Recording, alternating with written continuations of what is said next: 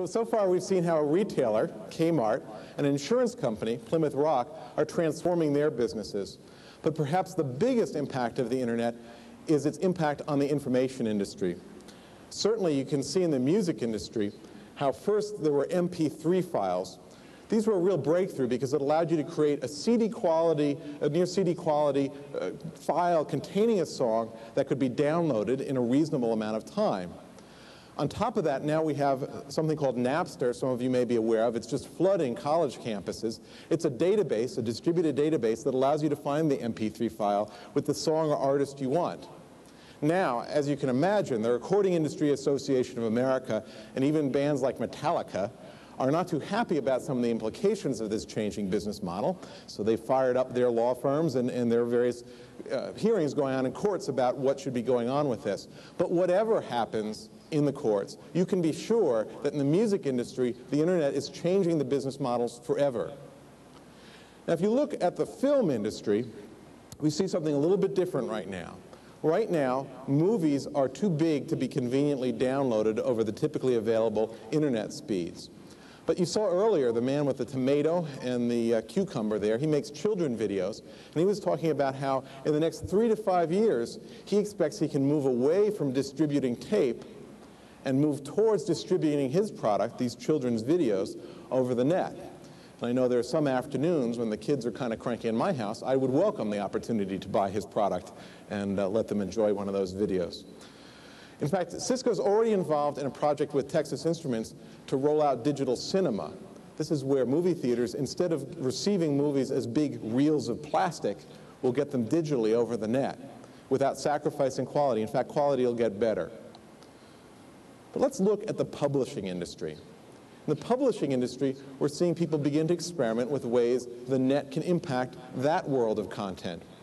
One example you may have read about recently is how Stephen King made his novel Riding the Bullet available over the net. You can download it into your laptop or even your palm for just $2.50.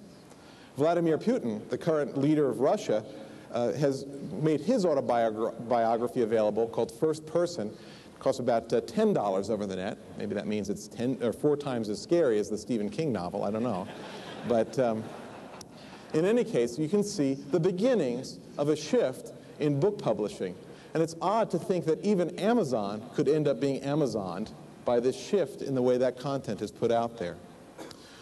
But think about the news industry, which is the part of publishing that has the most change going on driven by the internet. That's because in news, you have a lot of emphasis on making sure that the information is available in a timely fashion. And that, of course, is where the net really shines.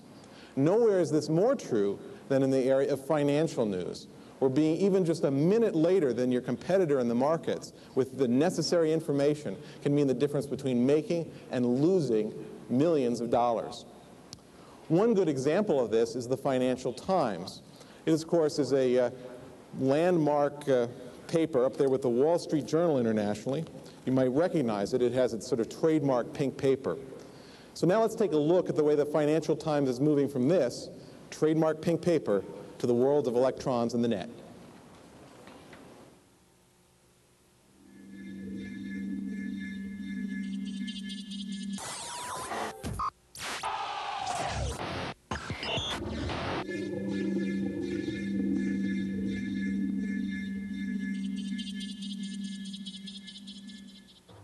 FT.com is all about pushing out the boundaries of what the FT is all about, reaching a bigger audience, slightly changing the edge on the brand. What we've done is we've taken all that's at the core of the FT, the authoritative content, the great editorial, a fantastic global brand, and we've brought that into the internet.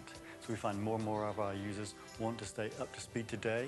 They don't want to go to lunch with a business partner or business colleague and find out that they've missed some deal that's gone on. They need to know what's happened. You get that from FT.com. We tried to do it ourselves, and it was tough. I'm not saying it didn't work. It did work, but it was stretching.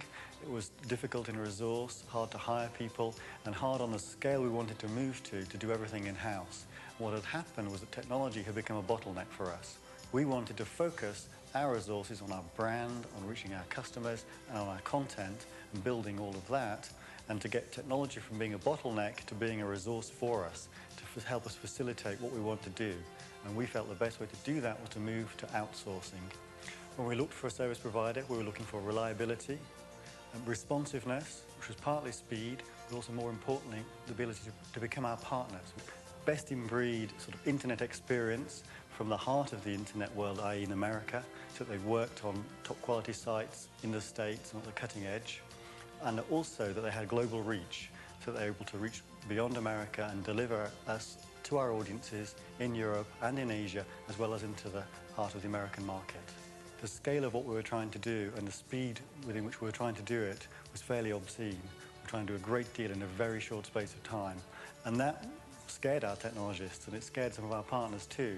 So we were looking to people who had the nerve to step up to that, to deploy a team very fast, and really go with us and become our partners. On top of the geographical reach, reliability and security is obviously really key for us. At the FT, we value our integrity. We've got to offer a fantastic service. The fact that Digital Island is a Cisco-powered network gives us a lot of confidence in the service we get.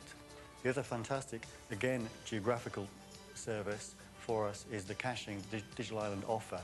That enables us to put our content right out there where our users can get their hands on it fast. We use Traceware to target our ads, which is very important to us, to deliver geographical targeting. It's a great way of enhancing our revenue stream, delivering better quality to our advertisers, and for us to make more money by delivering good value to our advertisers. We've basically moved the site forward tremendously over the last year. We've taken users from 250,000 to 1.2 million. We've taken traffic similarly, and revenue has grown even more steeply. So all our curves are very steep, and we're very proud of that. And Digital Island has played a big part in helping us to do that. So this last example is an